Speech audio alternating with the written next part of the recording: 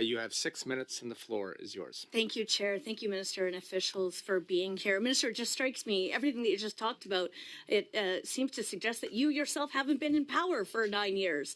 And I guess the obvious question for most Canadians would be, well, how do you imagine that any of us are supposed to believe that any of those things are priorities for you when after 9 years you haven't got any of it done?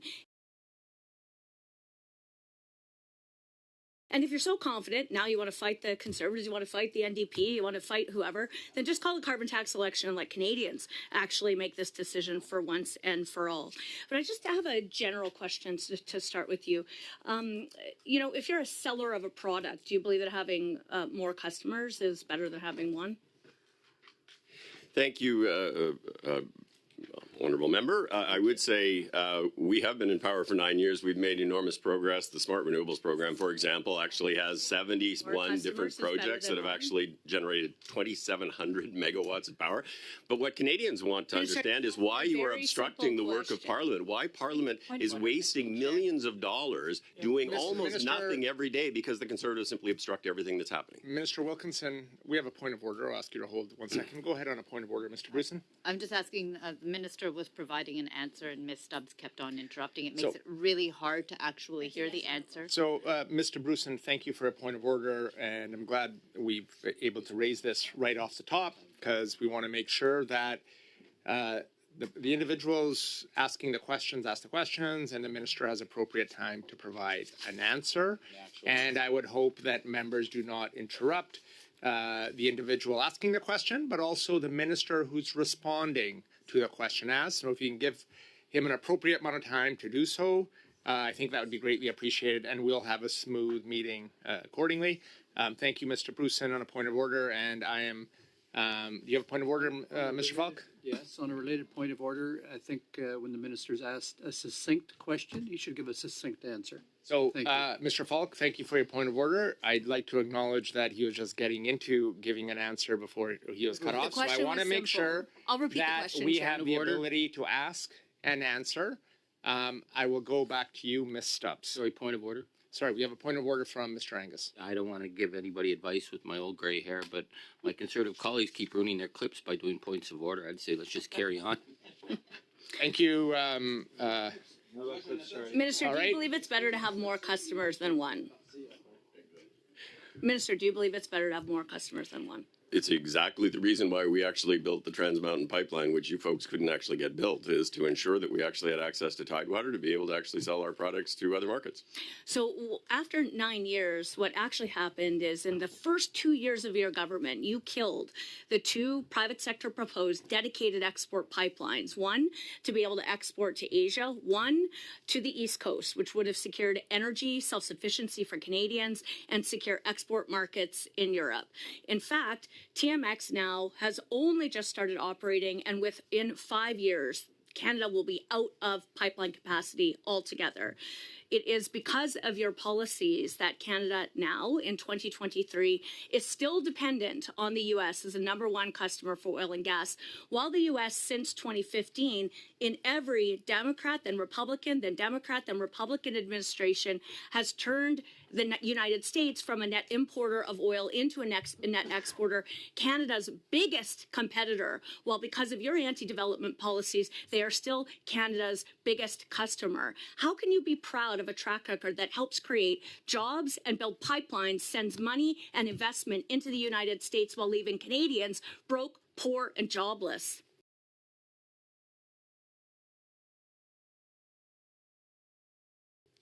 Well, I would say it's a sad state of affairs when a representative of a political party that actually couldn't get anything built in this country is actually making that kind of an argument. At the end of the day, the Conservative Party gutted environmental protections such that nothing could actually get built in this country. They lost social license. They lost the ability to work with Indigenous peoples.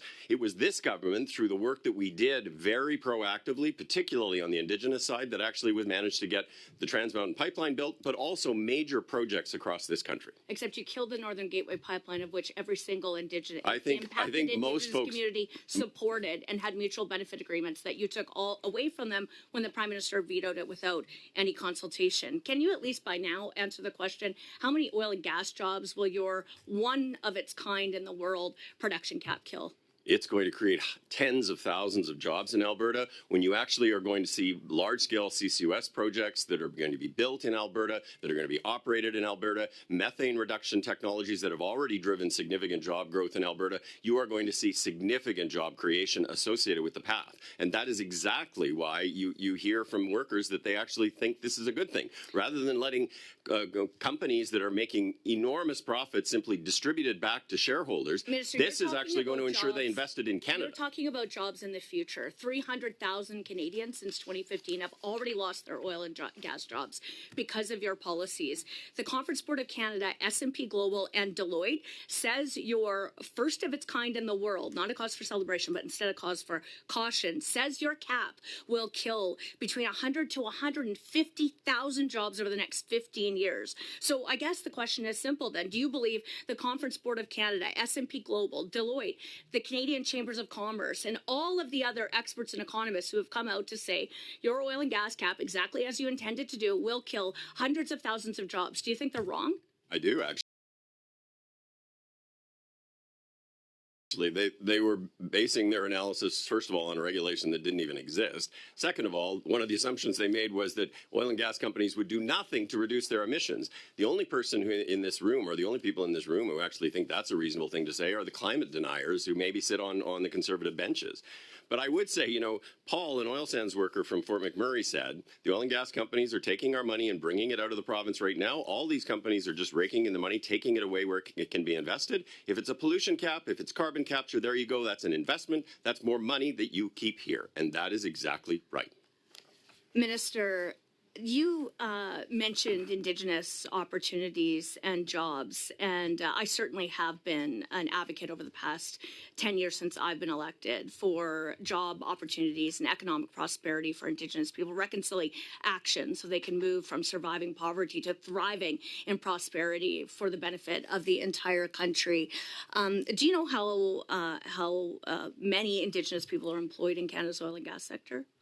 There are many, as there are in Canada's mining sector, and I would say that's an extremely good thing. But I would say, once again, we're here because the blockage in Parliament to be able to get the SUPs be approved means that you're actually looking to kill the Indigenous Advisory Committee, something that has been enormously important for the oil and gas sector, and that's something you should reflect on, and so should your leader. Minister, up to almost 10% of the oil and gas sector jobs are filled by Indigenous people. Those are the people most at risk Ms. of Stubbs, your anti-energy policies. Time's up. You'll have to continue that line of questioning. Thanks, Chair. So just to finish off where we were, Minister, 13,000 Indigenous people, of course, work in jobs in the energy sector. As you know, Indigenous people make up about 4% of the national workforce, but 8% of the energy sector.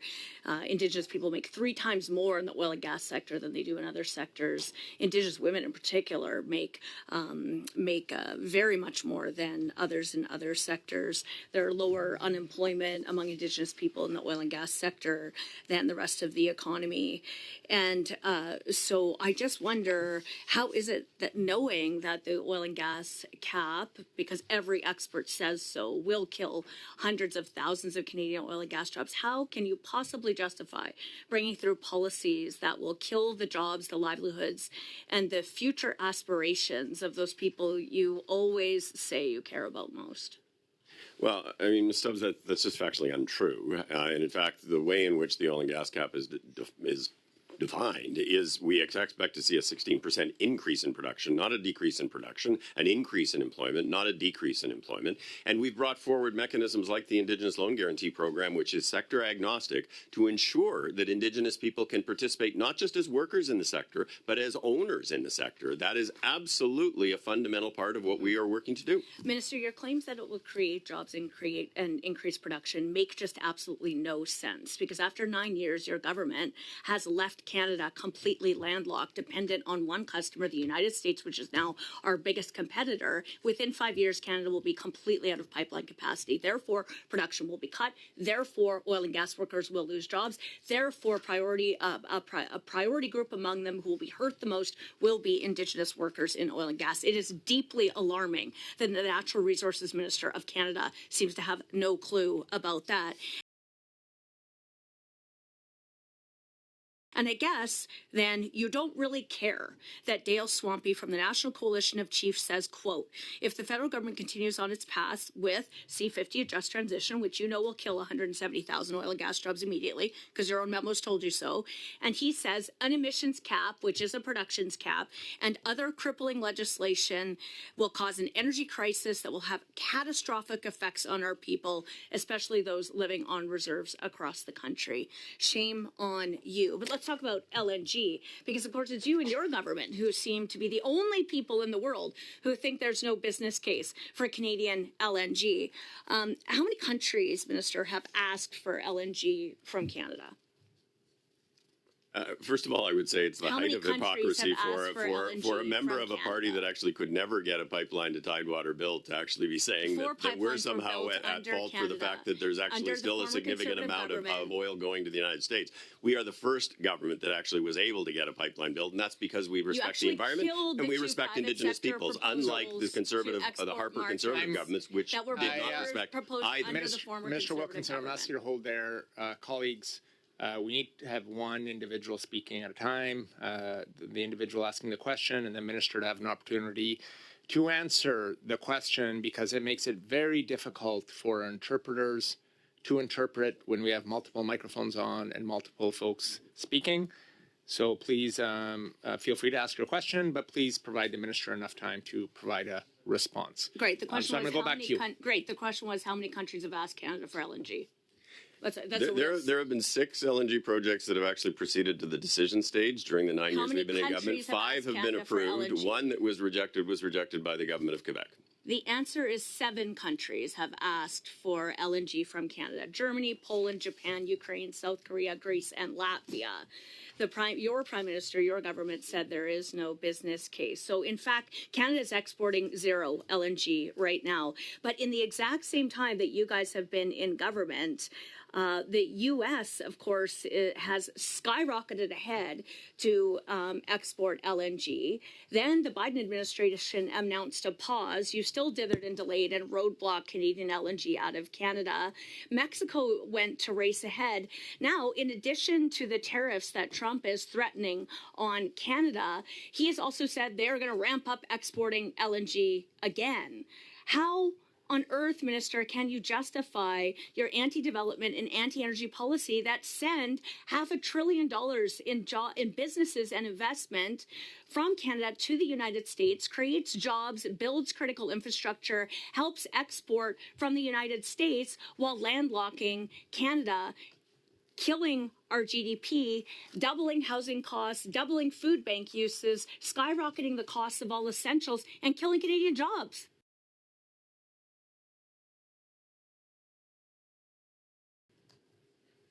I mean, it would be nice if you would actually use some facts, Ms. Stubb. There are 3 LNG projects that are actually in the process of being built right now. One is LNG Canada Correct, which 1. The means none are second is being wood fiber. exported. The third is Cedar LNG. With respect to the East 0 is Coast, the being East Coast exported. opportunity, I would suggest that you read the newspaper, because it was Repsol and TC Energy who actually said that there was no economics, because the infrastructure costs of getting that amount of gas to the East Coast actually meant that the price of gas would not be competitive. That was a business decision by businesses. And you Thank killed you, pipelines to the East Ms. Coast. Stubbs. Thank you, Minister Wilkinson. We will now go to our next.